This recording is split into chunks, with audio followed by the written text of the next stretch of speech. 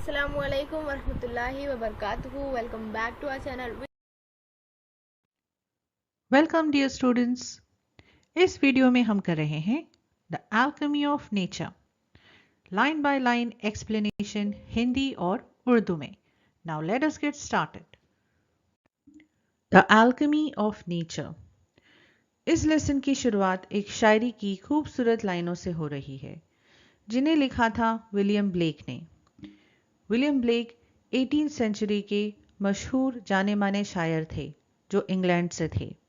उन्हें विशनरी भी माना जाता था, यानी विशनरी वो इंसान होता है जो बहुत आगे की सोच रखता है। वो सिर्फ अपने आसपास होने वाली चीज़ों तक महदूद नहीं रहते, उनकी सोच का दायरा बहुत बड़ा होता है। इस पोइट्री का नाम है ऑगरीज ऑफ इनोसेंस, मासूमियत की आसार। To see a world in a grain of sand and a heaven in a wild flower. To see a world in a grain of sand, पूरी दुनिया को एक रेत के छोटे से दाने में देखना। And a heaven in a wild flower, और एक जंगली फूल में जन्नत को देखना। हमारी इस बड़ी दुनिया के सामने रेत का दाना तो कुछ भी नहीं, लेकिन शायर हमें कह रहे हैं कि अगर हम चाहें तो खुदा की बनाई हुई कुदरत को इस छोटे से रेत के दाने में भी देख सकते हैं, कि अगर हम चाहें तो जन्नत को हम एक जंगली फूल की खूबसूरती में देख सकते हैं। इन लाइनों से शायर का मतलब है कि हम छोटी छोटी चीज़ों में इस दुनिया और कुदरत का मज़ा ले सकते हैं। कुदरत की हर छोटी चीज़ में खूबसूरती होती है जिसे हमें नज़रअंदाज नहीं करना चाहिए। Hold infinity in the palm of your hand and eternity in an hour. Infinity यानी अनगिनत, कभी ना ख़त्म होने वाला सिलसिला, और इटर्निटी यानी कभी ना ख़त्म होने वाला वक्त। यहाँ पर शायर हमसे कहते हैं कि ज़िंदगी को जीने के लिए हमें कभी ना ख़त्म होने वाले वक्त की ज़रूरत नहीं होती। हमारे छोटे छोटे तजुर्बात में ही हम ज़िंदगी को खुल के जी सकते हैं। अच्छा वक्त या बुरा वक्त ये कभी रुकते नहीं। जैसे जब हम टेंशन में होते हैं या उदास होते हैं तो कुछ पल भी हमें घंटों की तरह महसूस होते हैं, और जब हमारा वक्त अच्छा गुजर रहा होता है तब ऐसे लगता है कि वक्त कितनी जल्दी जल्दी ख़त्म हो रहा है, उसे रोक लें। इसीलिए खुद को वक्त के साथ मत बांधो, हर पल को जियो। Alchemy of nature. इस लेसन के ज़रिए हमारी राइटर रक्षा भरादिया ने ये समझाने की कोशिश की है कि खुदा ने हमें बहुत सारी नेमतों से नवाजा है, जैसे परिंदे, पेड़ पौधे, तितलियाँ, नदी, समंदर, फूल पत्थर, साहिल, जंगल और ना जाने क्या क्या। एल्केमी, इस लफ्ज़ का इजाद पुराने ज़माने में हुआ था, जब उस वक्त के लोग फॉर्मूले ढूंढ रहे थे कि कैसे सादे आम तौर पर पाई जाने वाली चीज़ों को सोने में बदला जाए, या ऐसी कोई दवाई की खोज की जाए जो हर बीमारी को ख़त्म कर दे, या इंसान की ज़िंदगी को कैसे अनगिनत वक्त तक बढ़ा दे। एल्केमी यानी वो जादुई अमल जिससे किसी चीज़ का ईजाद, क्रिएशन होता है या तब्दीली, ट्रांसफॉर्मेशन आती है। We instinctively turn to outdoor activities and nature as a way of relaxing and enhancing our well-being. Instinctively यानी जो हमारी अंदर की फितरत होती है। जब हमें ऐसा महसूस होता है कि हमें आराम की ज़रूरत है, हमें रोज़ की इस टेंशन से कहीं दूर जाना है, या किसी परेशानी से आप थक चुके हैं और आपको लगता है कि आपको सुकून की तलाश है, तब हम आउटडोर एक्टिविटीज़ के लिए जाते हैं, कुदरत में जाते हैं। आउटडोर एक्टिविटीज़ जैसे आप वॉकिंग के लिए जा सकते हैं, या किसी झील या जंगल के पास आप पिकनिक मनाने जा सकते हैं। तो इस तरीके से जो है हमें आराम महसूस होता है, हमारी जो सेहत है हमें बेहतर लगने लगती है। नेचर सूट्स एंड नर्चर्स, जो कुदरत है वो हमें सुकून देती है और वो हमारे लिए खुराक है। Nature fulfils and motivates, nature जो है हमारी ज़िंदगी को पूरा करती है और हमारी हौसला अफजाई करती है। Nature whispers and commands, nature हमसे सरगोशी करती है, धीरे से हमें कुछ प्यार से समझाने की कोशिश करती है, एंड कमांड्स या कभी हमें सीधे हुक्म देती है, ऑर्डर करती है। Are you listening? क्या तुम सुन रहे हो? When I do, it leaves me in complete awe. यानी जब मैं नेचर की सुनती हूँ तब मैं बहुत हैरत में पड़ जाती हूँ। Awe, a feeling of respect with wonder. हैरत में पड़ना लेकिन रिस्पेक्ट से यानी एहतराम से, यानी ऐसी चीज जो आपको लगती है कि कितनी अच्छी है लेकिन हैरत अंगेज है। We have a hibiscus plant in our garden. हमारे बगीचे में एक हाइबिस्कस प्लांट है। हाइबिस्कस का फूल यानी जिन्स का फूल, जासवंती का फूल। Every fortnight a flower blooms on it, big, bright and tender. हर 15 दिन में, फोर्टनाइट यानी हर 15 दिन में, उस प्लांट में, उस पौधे में एक फूल खिलता है जो बड़ा होता है, चमकदार होता है और नाजुक होता है। Through the day it smiles with the sun and dances with the wind. पूरे दिन वो सूरज के साथ मुस्कुराता है और हवा के साथ नाचता है। But as evening approaches, it starts wilting. लेकिन जैसे ही शाम आने लगती है, वो मुरझाने लगता है। विल्ट होना यानी मुरझाना। The morning after, it withers completely. And by evening it falls and becomes one with the earth again. और अगली सुबह वो पूरी तरह से झड़ जाता है, विदर यानी झड़ जाना, और शाम में वो नीचे गिर जाता है जमीन पर और जमीन से मिल जाता है। To become one with earth again यानी कि जमीन में मिट्टी में जाकर मिल जाना। The flower comes to life only for a day, yet it does so in full splendor. तो ये जो फूल है उसकी जिंदगी सिर्फ एक दिन की होती है, लेकिन उस एक दिन में वो एक शानदार जिंदगी जीता है। What if we too lived our life, however short, to its fullest? और अगर हम भी इस हाइबिस्कस प्लांट की तरह, इस हाइबिस्कस फ्लावर की तरह अपनी ज़िंदगी को भरपूर तरीके से जिएं, चाहे हमारी ज़िंदगी कितनी भी छोटी क्यों ना हो। We went to a rocky beach and saw the spread of the majestic ocean and the rocks alongside, carved, sculpted and shaped by the water.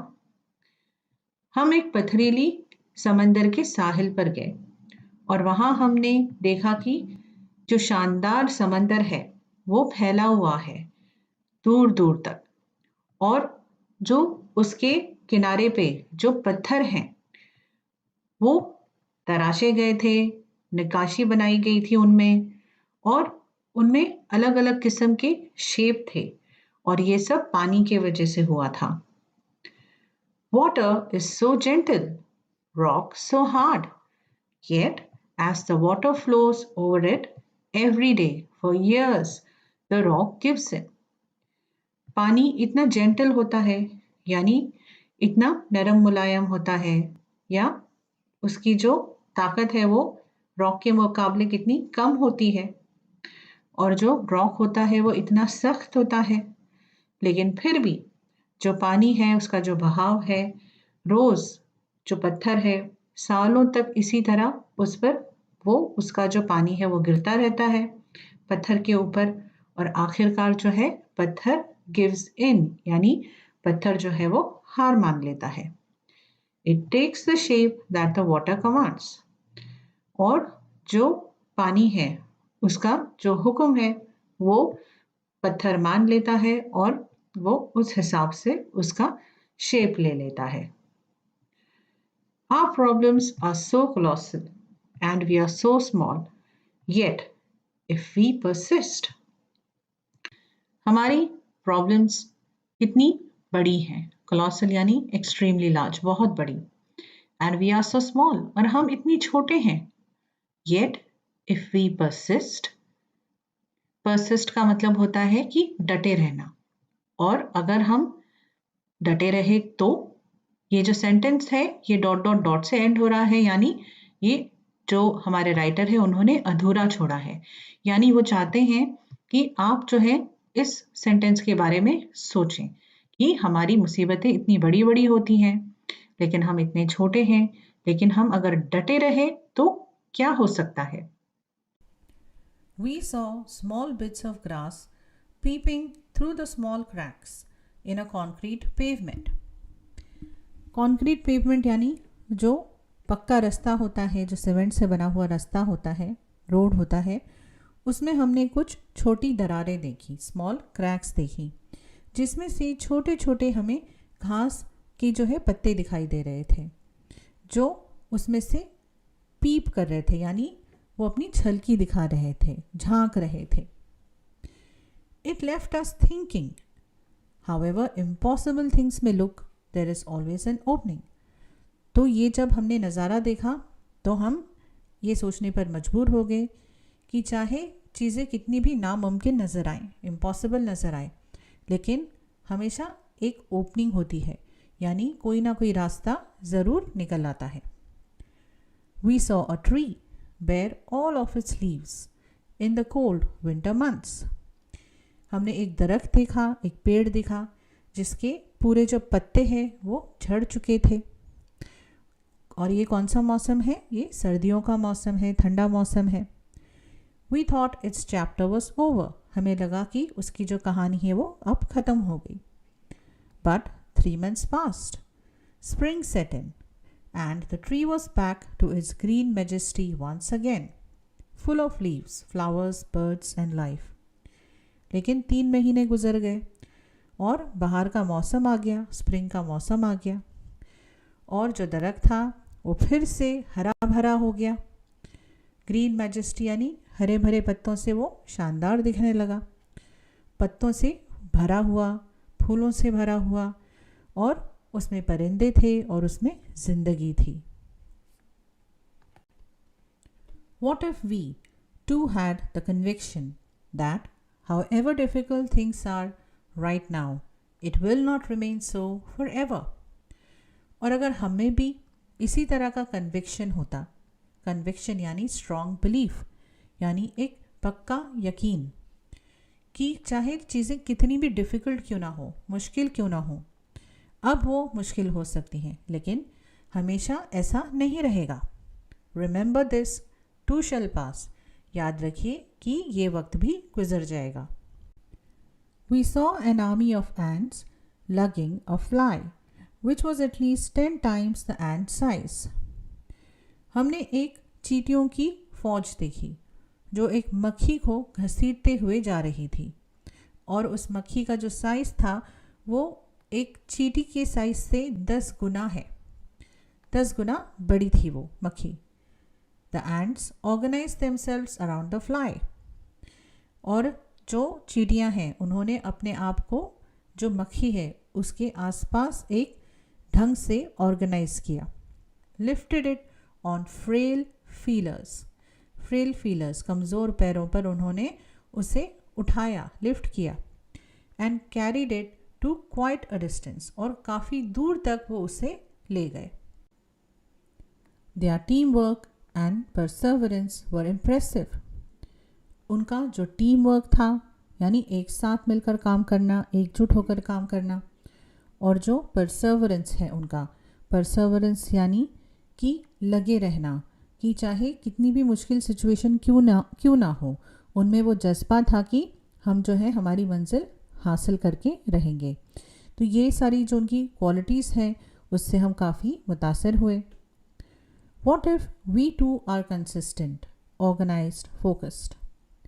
और अगर हम भी इनकी तरह कंसिस्टेंट रहे, यानी हम मुसलसल रहें, अपने काम पर लगे रहें, ऑर्गेनाइज्ड हों कि हम जो हमारा काम कर रहे हैं उसकी प्लानिंग बराबर करें, फोकस्ड हों, जो हमारा ध्यान है वो बस हमारे काम पर हो, अगर हम भी ऐसे सोच रखें तो क्या, ये सवाल आपसे राइटर कर रहे हैं। Spider webs are delicate yet very strong. मकड़ी का जाला बहुत नाजुक होता है लेकिन मजबूत भी होता है। और rainbow colours the entire sky, जो रेनबो होता है वो पूरे आसमान में रंग भर देता है। Oysters take in a grain of sand, they open up with a pearl, जो सीपी होती है उसमें रेत का एक दाना जाने से उसमें एक पर्ल तैयार हो जाता है, मोती बनाता है वो। Innumerable stars shine across the infinite sky, infinite sky यानी जो आसमान है जिसकी कोई बाउंड्री नहीं है, जिसकी कोई सीमा नहीं है, उसमें अनगिनत सितारे चमकते हैं, टिमटिमाते हैं। Clouds take new shapes with every passing moment, जो बादल होते हैं वो हर पल अपनी जो शक्ल है वो बदलते रहते हैं। The wind makes trees dance with unhindered passion, और जो हवा है वो दरख्तों को, पेड़ों को नचाती है अनहिंडर्ड पैशन के साथ, यानी इस तरह से उनमें एक जोश होता है जो अनहिंडर्ड होता है, यानी बिना किसी रोक टोक के।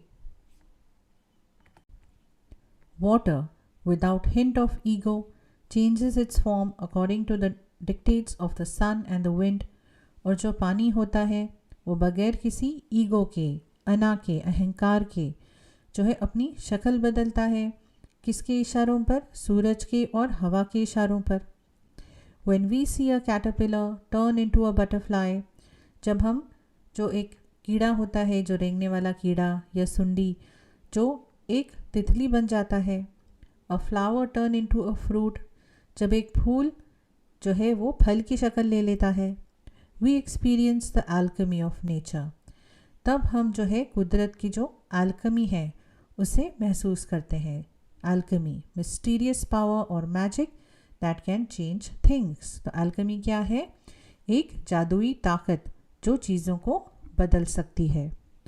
We touch it and become gold ourselves, और अगर हम उसे छूते हैं तो हम खुद जो है सोना बन जाते हैं।